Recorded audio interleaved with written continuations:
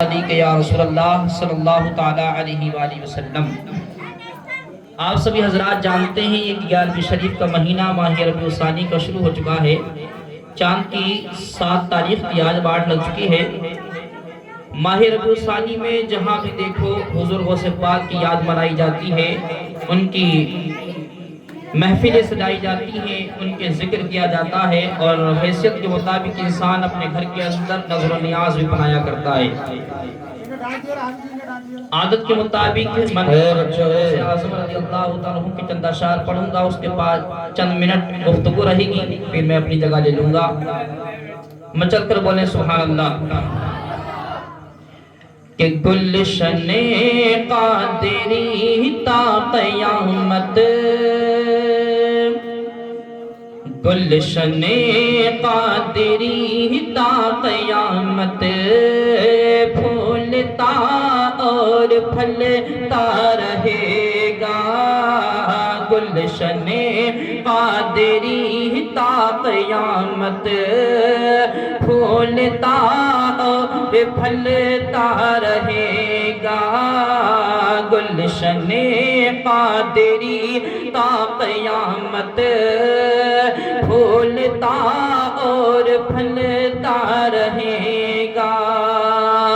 کہ گلشن قادری تا قیامت، پھولتا اور پھلتا رہے گا۔ ارے جلنے والوں کا تن من جلے گا، جلنے والوں کا تن من جلے گا۔ غوث کا یوں ہی چرچا رہے گا، جلنے والوں کا تن من جلے گا۔ غوث کا یوں ہی چرچا رہے گا۔ اور شعر ملاحظہ فرمائیں کہ آسمان ولایت کے تارے، آسمان ولایت کے تارے ہیں، اولیاء ہیں زمانے کے سارے۔ آسمان ولایت کے تارے ہیں، اولیاء ہیں زمانے کے سارے۔ آسمان ولایت کے تارے،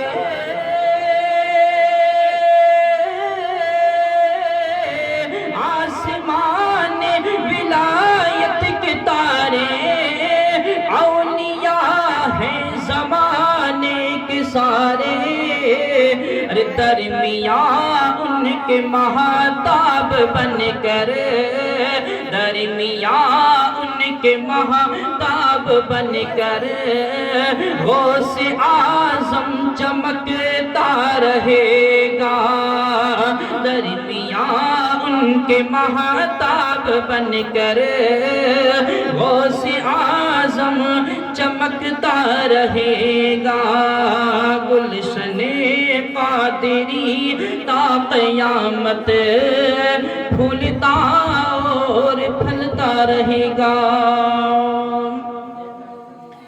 اور 470 ہجری میں آقا قصبہ جیلان میں ہوئے پیدا۔ 470 ہجری میں آقا قصبہ جیلان میں ہوئے پیدا۔ 470 ہجری میں آقا قصبہ جیلان میں ہوئے پیدا۔ اور ابو صالح نے وہ لال پایا، ابو صالح نے وہ لال پایا، جس کا سکہ ہمیشہ چلے گا۔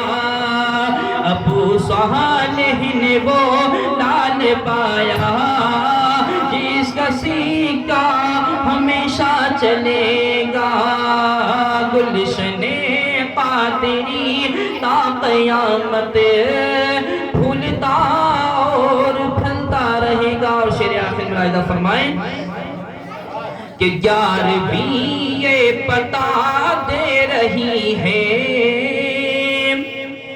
یار بھی یہ بتا دے رہی ہے، غوث اعظم کی عظمت بڑی ہے، یار بھی یہ بتا دے رہی ہے، غوث اعظم کی عظمت بڑی ہے، کہ یار بھی یہ بتا دے رہی ہے، غوث اعظم کی عظمت بڑی ہے، اور وہ حکومت خدا سے ملی ہے، وہ حکومت خدا سے ملی ہے، جس کا سکہ ہمیشہ چلے گا، وہ حکومت خدا سے ملی ہے، جس کا سکہ ہمیشہ چلے گا،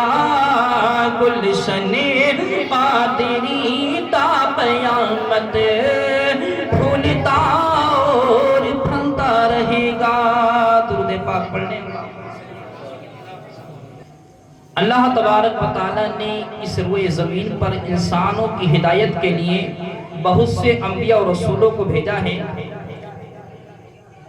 لیکن جب ہم سب کے آقا خاتم النبیین محمد صلی اللہ علیہ وآلہ وسلم دنیا میں تشریف لائے تو آپ کی آمد کے بعد اعلان کر دیا گیا وخاتم النبیین، یعنی اب نبوت کا دروازہ بند ہو گیا، اب آپ کے بعد کوئی نبی نہیں آئے گا، اب اسلام کی تبلیغ کی اہم ذمہ داری دو گروہوں کو سپرد کی جاتی ہے، پھر اس اسلام کی تبلیغ کی اہم ذمہ داری کو دو گروہ کے سپرد کیا گیا، جن کو ہم ایک جماعت کو علماء اکرام کا نورانی قافلہ کہتے ہیں، تو دوسری جماعت کو اولیاء اکرام کی مقدس جماعت کہا جاتا ہے۔ انہی اولیاء اکرام کی جماعت میں ایک نام پیروں کے پیر میروں کے میر سیدنا شیخ عبد القادر جیلانی غوث اعظم رضی اللہ عنہ کا ہے، جن کی عظمت و شہرت، جن کی کرامت و بزرگی کی دھوم پوری دنیا کے اندر مچی ہوئی ہے۔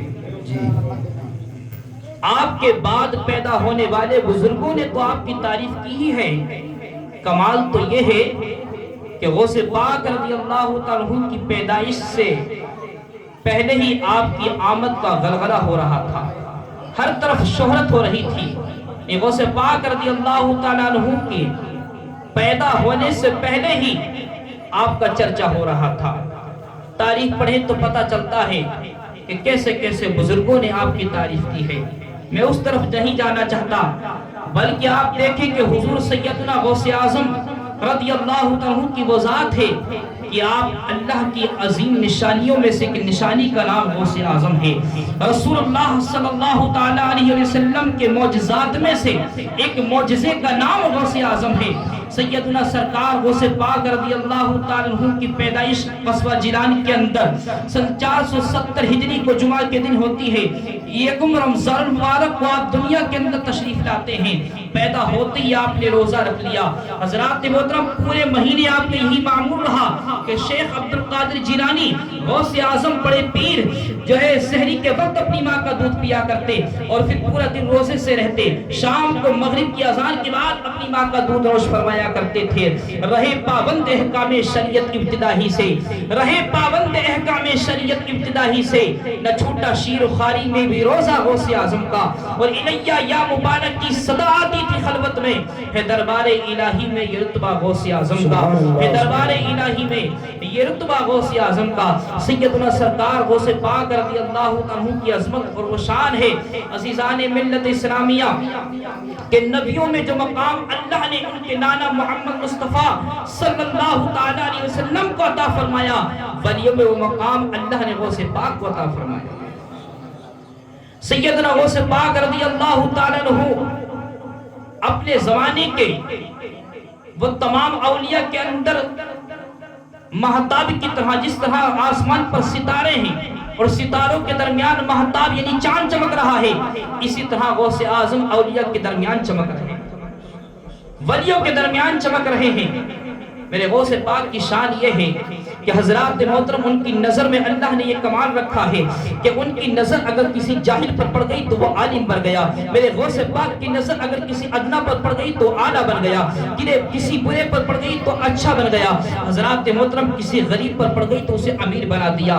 حضرات یہ غوث پاک رضی اللہ تعالیٰ کی نظر کا کمال ہے کہ کسی بے ایمان پر ان کی نظر پڑ گئی تو اسے ایمان کی دولت اللہ نے عطا فرما دی۔ نگاہ غوث اعظم میں وہ تاثیر دیکھی، بدلتی ہزاروں کی تقدیر دیکھی، کیسی نظر میرے غوث پاک کی آئی، یہ واقعہ سنتے اور اس کے بعد میں اپنی جگہ لیتا ہوں۔ میرے غوث اعظم رضی اللہ تعالیٰ بازار سے گزر رہے ہیں، جسم پر ایک قیمتی قبہ شریف ہے آپ کے، ایک چور کی نگاہ آپ کے قبے پر پڑ جاتی ہے، اس قبہ شریف پر جب نظر پڑی تو وہ چور چرانے کی نیت سے غوث اعظم کے پیچھے پیچھے ہو جاتا ہے۔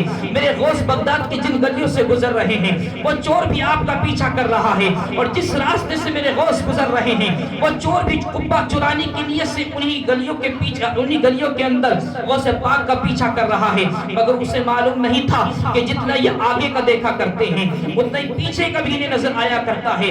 آپ نے سمجھ لیا کہ میرا جبے کو چرانے کے لیے کوئی میرے پیچھے پیچھے آ رہا ہے۔